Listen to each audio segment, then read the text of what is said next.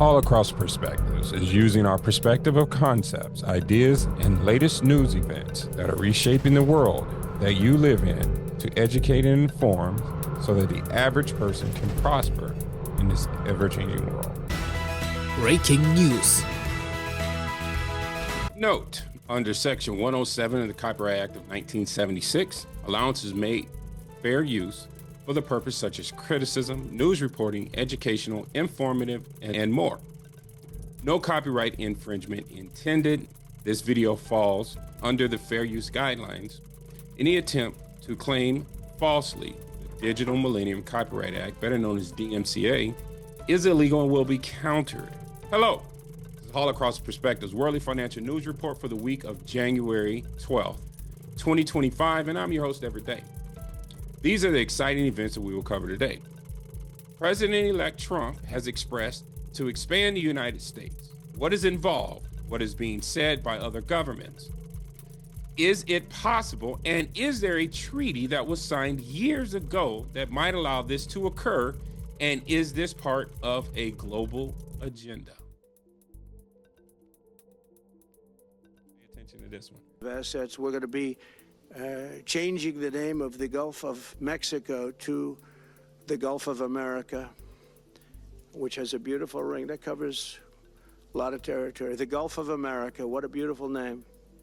And it's appropriate. It's appropriate. I thought it was kind of cute. It's only the 7th of January, and Trump is already renaming things. Check this video out. I mean, I see this. It's so incredible. Ding, ding, ding, ding, ding, ding. Okay.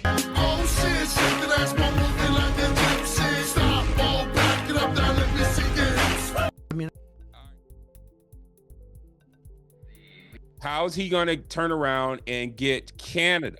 Pay attention to this. The leader of the Conservative Party in Canada said, under no circumstance will it ever be the 51st state. Maybe he won't win, but maybe he will. I don't. You had suggested. Listen, I don't care what he says. But Sir Lopez, you were considering military force to acquire Panama and Greenland. Are you also considering military force to annex and acquire Canada? No, economic force, because Canada and the United States. That would really be something. You get rid of that artificially drawn line, and you take a look at what that looks like, and it would also be much better for national security. Don't forget, we basically protect Canada. But here's the problem with Canada. So many friends up there. I love the Canadian people. They're great. But we're spending hundreds of billions a year to protect it. We're spending hundreds of billions a year to take care of Canada. We lose in trade deficits. We're losing massive. We don't need their cars. You know, they make 20% of our cars. We don't need that. I'd rather make them in Detroit. We don't need the cars. We don't need their lumber.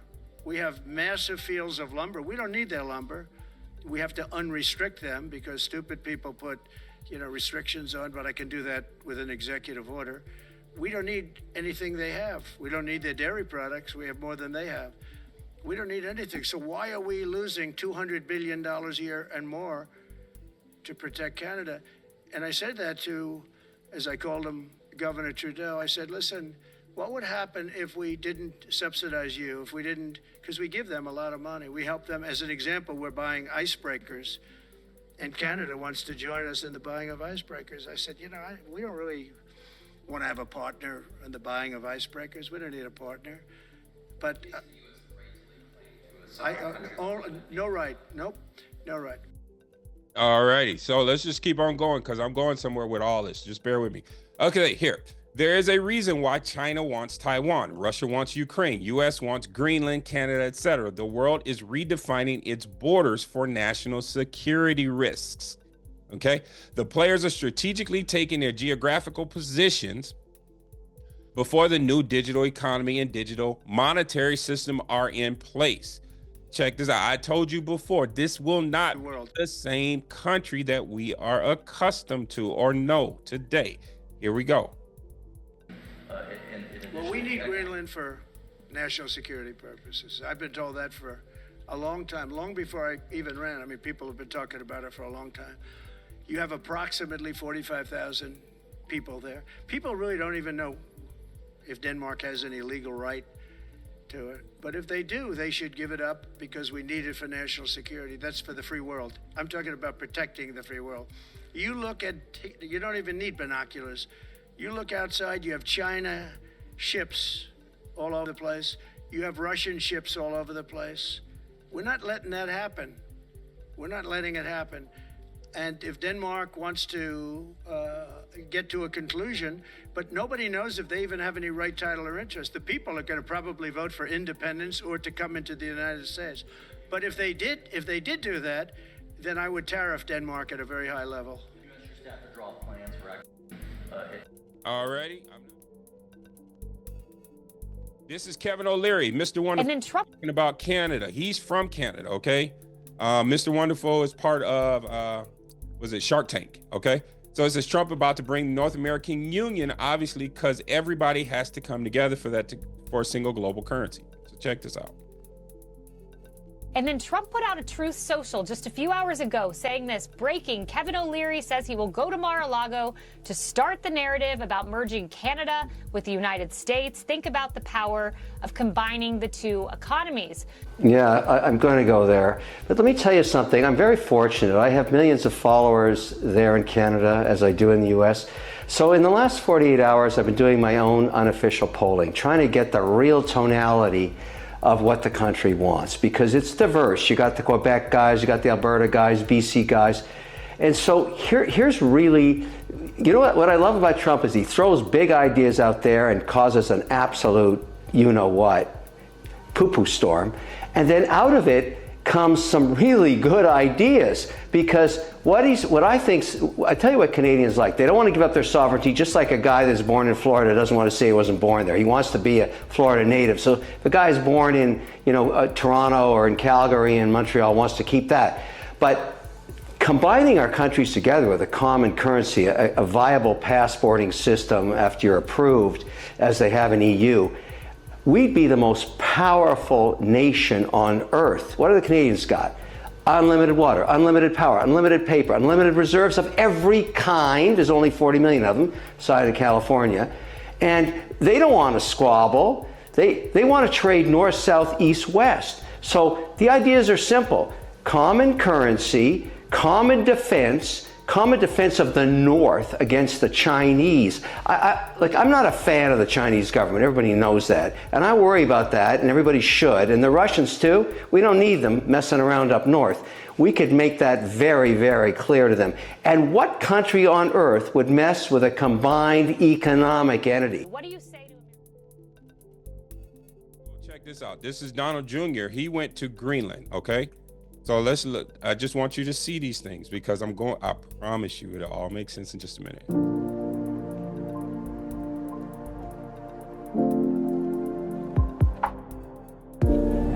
Guys, where are we heading? We're heading to Greenland. Gonna talk to the locals. Gonna talk to people. See what they think about America. Just have a good time. The whole town is showing up, I think, at the airport. Let's go to Greenland. Let's do it. Let's do it.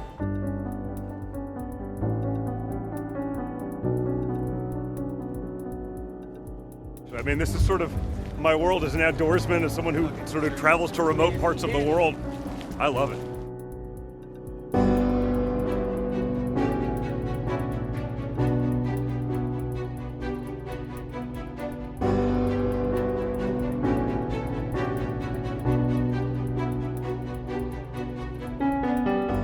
Greenland need help. So what do you need the help with? Medicine, social, everything, job, everything. So you like the U.S.? I like US.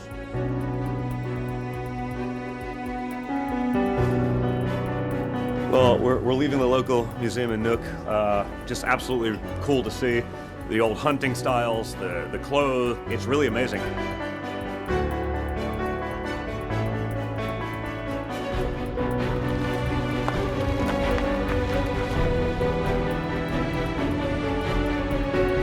It was his original spot. It's where he moved. This is where it all started out here.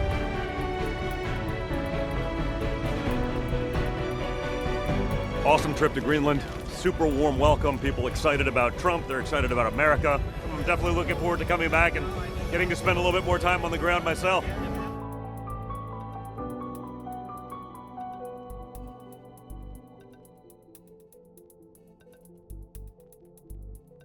Did you know that in the past, the Panama Canal originally belonged to the United States? The Panama Canal was initially constructed by the French in the 1880s. However, due to various reasons, France failed in its efforts to complete the canal. After France's failure, the United States became interested and proposed constructing the Panama Canal. At that time, however, Panama was part of the Republic of Colombia, which rejected the U.S. proposal. When negotiations with Colombia fell through, the United States shifted its support to Panama's independence movement. In 1903, with U.S. backing, Panama declared independence from Colombia. Following this, the U.S. signed a treaty with Panama that allowed it to control a 10-mile wide zone to construct the canal. This area was considered U.S. territory. The Panama Canal was completed and became operational in 1914. In 1999, the U.S. returned the canal to Panama under the terms of a treaty. Today, Panama has no standing military, but according to the treaty, if the neutrality of the Panama Canal is threatened or compromised, the United States retains the right to intervene militarily in Panama. Greenland is calling for independence from Denmark after Trump made repeated offers to buy the island. This comes after the Prime Minister of Greenland said in a New Year's speech that it is now time to take the next steps for our country and that Greenland needs to remove its shackles of colonialism under Denmark, referring to the island's status as a Danish colony until 1979 when it became self-ruling and was allowed to have its own parliament. However, Greenland is still officially owned by Denmark, and most people on the island were fine with that until Trump came into the equation and made multiple offers to buy Greenland. Those offers were rejected by Denmark, but this seems to have spurred a desire for independence among Greenland's politicians, with one saying that the country needs to shape its own future in regards to who they will cooperate with. It is possible for Greenland to become independent because a 2009 agreement with Denmark declared that the island can secure its own independence if a successful referendum is held. Greenland. Greenland contains $17 billion worth of rare earth minerals that could make America completely independent from China. Trump's 2019 plan to buy Greenland wasn't just a random idea. It was all about securing America's future supply chain. Beneath Greenland's melting ice sheets lies one of the world's largest deposits of rare earth elements, crucial for everything from smartphones to military equipment. China currently controls 90% of the global rare earth market, giving them massive leverage over tech manufacturing. Trump saw Greenland as the perfect solution to break this monopoly. While Denmark flat-out rejected the offer to sell Greenland, calling it absurd, the strategic value remains. As climate change makes Greenland's resources more accessible, the race for Arctic dominance intensifies. The wildest part? This wasn't even the first time the U.S. tried to buy Greenland. Truman offered $100 million back in 1946.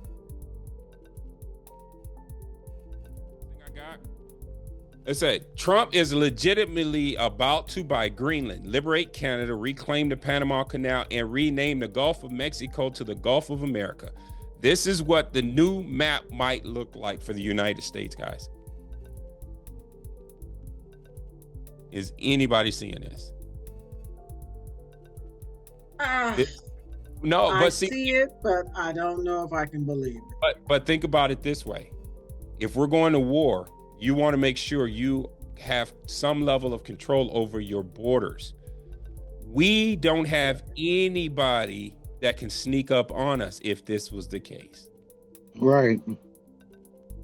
Everything is strategic moves. Okay, right now this is a separate country up here, and we can't control. They could literally hike through the wilderness and come across our border. Okay, yes, with the waterway that's opening up in Greenland, it's very important that we secure that area, especially with Russia and China securing the waterways, or at least attempting to at this point. They're showing military presence on a daily, on a weekly basis, along with Panama Canal. China actually opened up a port on each side of the canal, essentially taking it over. Sorry for interrupting. No. I'll hold. No, I appreciate it. Keep going. You're good. I appreciate it. Yeah. So, so his little comment of saying, "Yeah, we need to take these areas over," Will's absolutely correct. Where it's absolutely strategic, militarily wise, because it's happening. If we don't intervene or do something, we are going to lose those areas, and then we are choked off. And I yield. No, I appreciate it. This is an open call. All I ask is if we can stay in context. Absolutely. But this is it, guys. This is a strategic move. So you can't have anybody show up without you knowing it, because they got to come across water. And we're pretty much the only country. If this is happening, we will be the only country that's surrounded by water. Mm-hmm. Can sneak in, but you can't sneak out either. Yes. Okay, so that's the whole thing. It's like, where you gonna swim to? So this is a strategic play. But not only that, Mexico is rich in mineral resources as well as food and produce.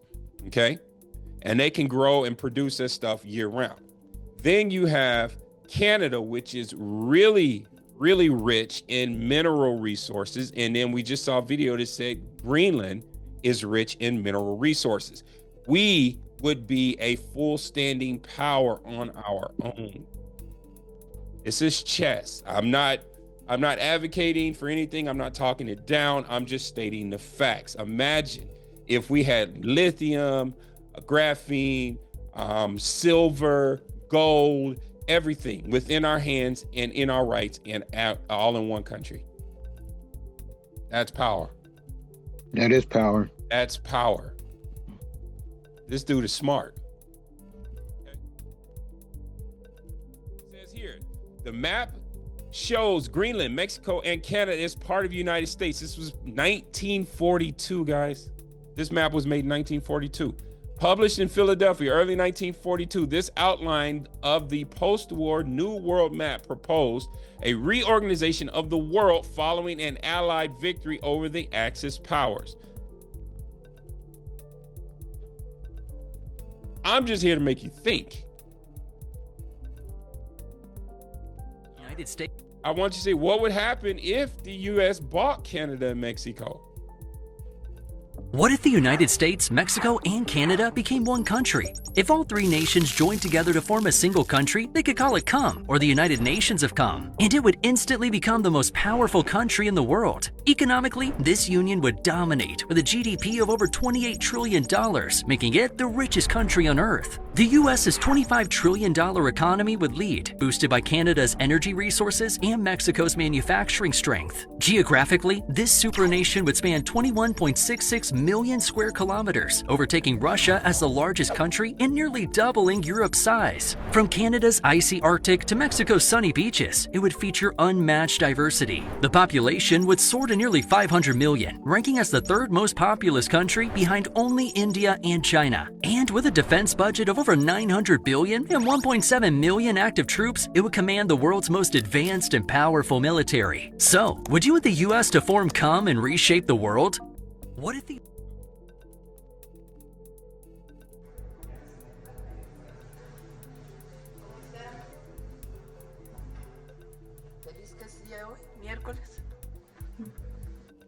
Obviamente el Golfo de México es reconocido el nombre por Naciones Unidas, un organismo de Naciones Unidas, pero el siguiente,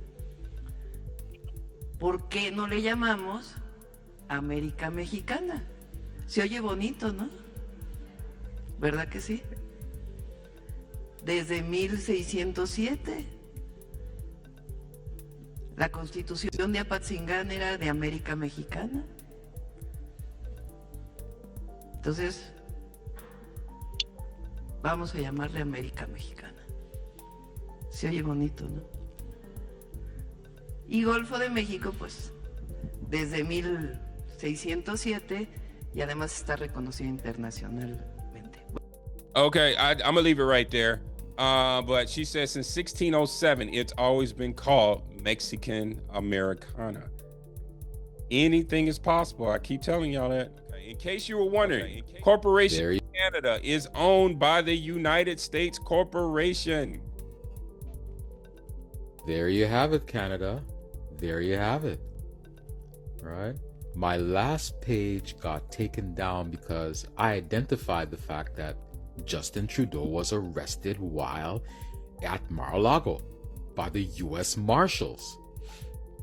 And here we have the corporation referred to as Canada is owned by the corporation referred to as the United States of America.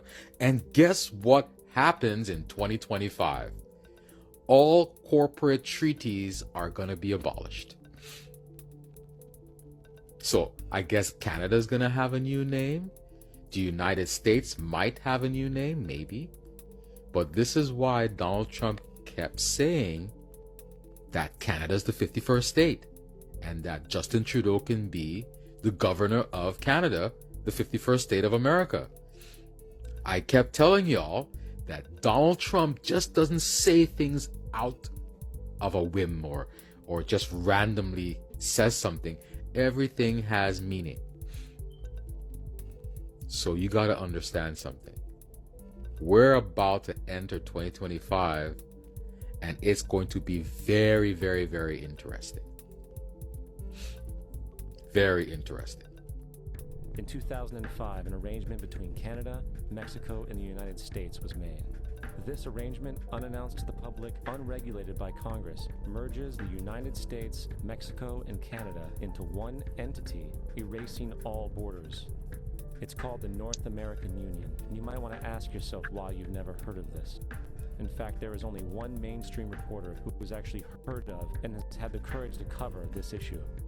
President Bush signed a formal agreement that will end the United States as we know it. And he took the step without approval from either the U.S. Congress or the people of the United States. This isn't some trade agreement. It is a total removal of sovereignty from these countries, which will also result in a completely new currency called the Amero. The Amero is the proposed new currency for the North American community, which is being developed right now between Canada, the U.S., and Mexico to make a borderless community, much like the EU, and the dollar, Canadian dollar, U.S. dollar, and the Mexican peso replaced by the Amero. By default of this agreement, the American Constitution will eventually be obsolete. You would think that a situation like this would be on the cover of every major newspaper. That is until you realize that the people who are behind this movement are the same people behind the mainstream media, and you are not told what you're not supposed to know.